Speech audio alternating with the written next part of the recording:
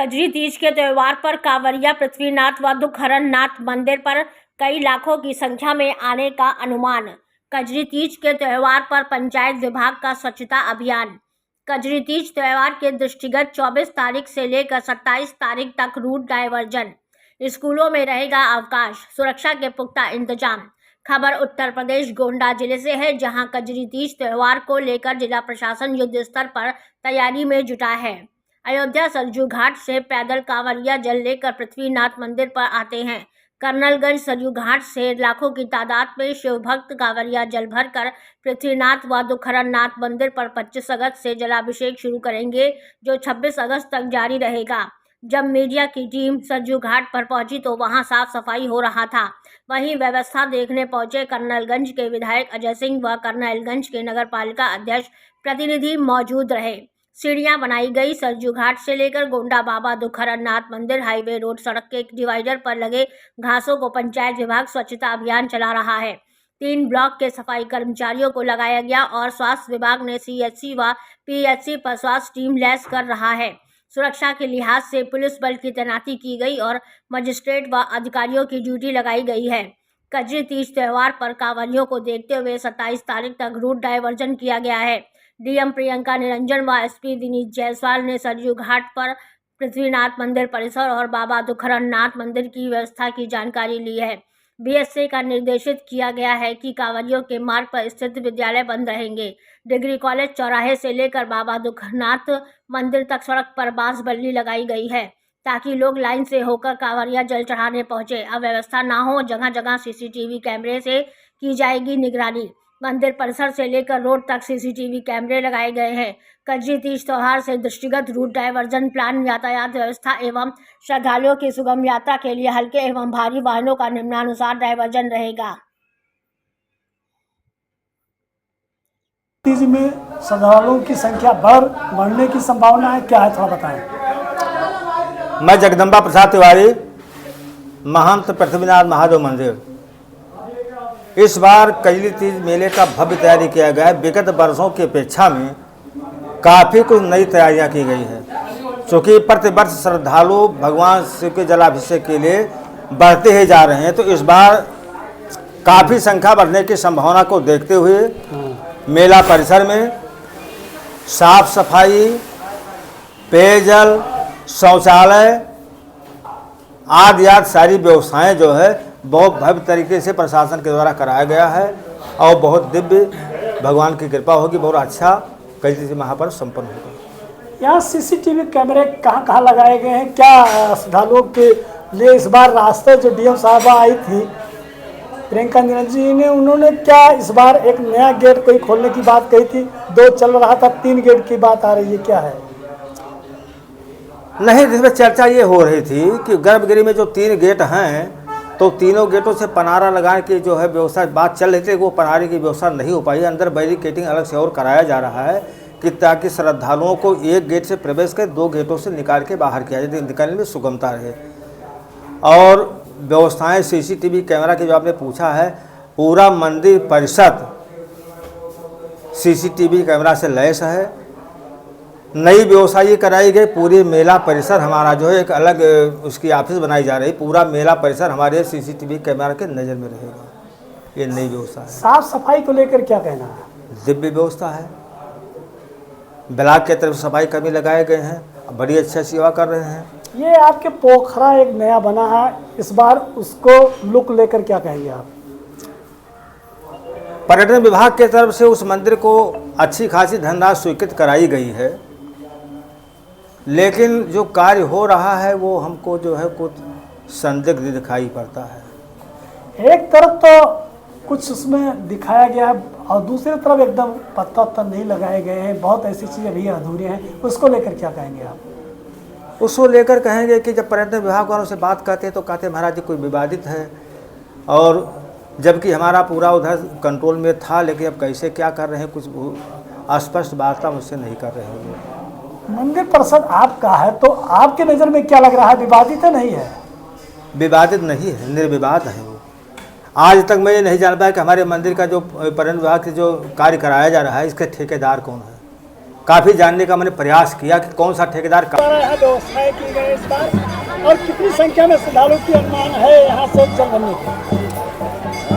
कजरी तीज पे सरजू घाट पे जल लेने लाखों की संख्या में श्रद्धालु आते हैं। यहाँ की व्यवस्था बहुत अस्त व्यस्त थी। इसको हम लोग लगातार, जब से मैं विधायक हुआ हूँ तब से इस पे वॉच कर रहा था। कर्नलगंज के नगर पालिका अध्यक्ष चेयरमैन साहब जब से हुए हैं, उसके बाद से लगातार यहाँ पे काम चल रहा है।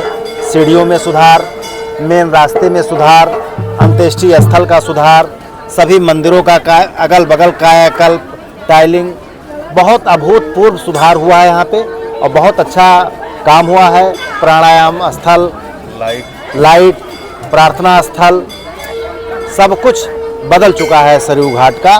पहले जो कांवरिया आते थे उनको बहुत समस्याएं होती थी, हम उनके साथ में आए हैं, पहले यहाँ आ चुके हैं, निरीक्षण भी कर चुके हैं। तो पैर रखिए इधर नीचे जाने की बहुत शंका रहती थी कि अभी पैर इधर रखेंगे नीचे चले जाएंगे, लेकिन वो सब समस्याएं दूर हो गई। शानदार सीढ़ी बन गई है कर्नलगंज वासियों के लिए, और पूरे जनपद के लोग, अगल बगल जनपद के लोग यहाँ पे जल भरने आते हैं। सबके मान सम्मान के लिए हमारी पूरी टीम यहाँ पे खड़ी रहेगी और हम लोग यहाँ पे उपस्थित रहेंगे, किसी को कोई समस्या नहीं होगी। जैसा कि देखा जाए कर्नलगंज से बालपुर से इधर अभी जो रोड है, हाईवे रोड, दोनों तरफ से डिवाइडर पे बड़ी बड़ी घासें उगी हैं।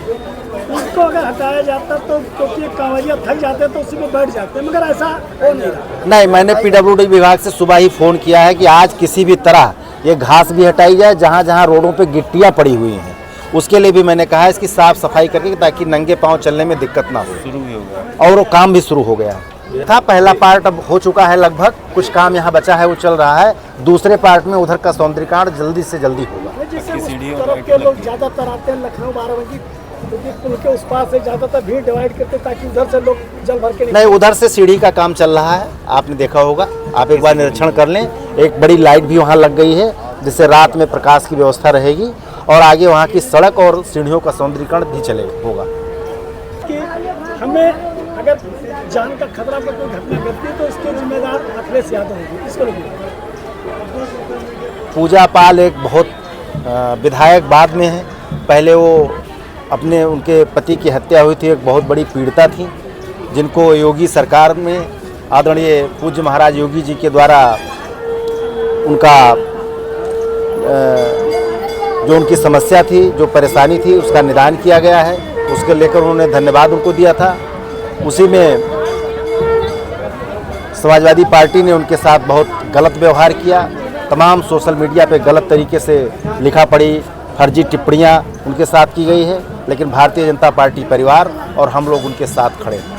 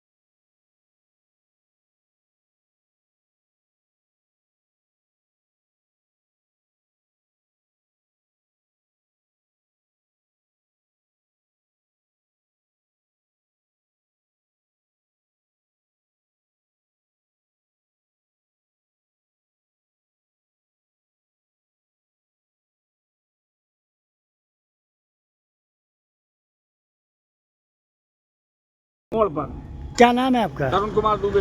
ये किस ब्लॉक से है आप? कर्नलगंज ब्लॉक। क्या है? सफाई कर्मचारी के पद पे। किस गांव से हैं?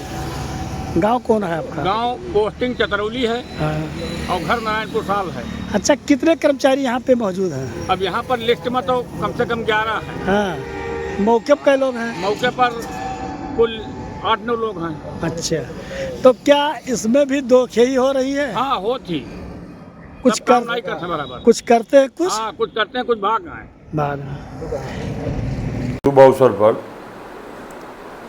सरजू घाट से दुखरनाथ मंदिर तक इस रूट पे हमारे 3 विकास खंड पड़ते हैं, जिसमें कर्नलगंज, हल्दर मऊ तथा झंझरी विकास खंड। इस रूट पे कर्नलगंज और हल्दर मऊ से 85 कर्मचारियों की ड्यूटी लगाई गई सरजू घाट पे तथा रास्तों में, जैसे जहाँ जहाँ डिवाइडर के दोनों तरफ सफाई करना, उस पर घास है तो उसको छोटी करना, और यहाँ झंझरी में पोर्टरगंज गोल्डन फेरी से लेकर के यहाँ अंदर जहाँ तक ग्राम पंचायत क्षेत्र है वहाँ तक उसकी सफाई आज भी हो रही है।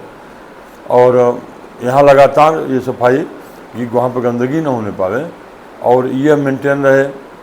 लगभग 125 कर्मचारी यहाँ दुखरनाथ से लेकर के सरजू घाट तक लगाए गए हैं सफाई कार्य में।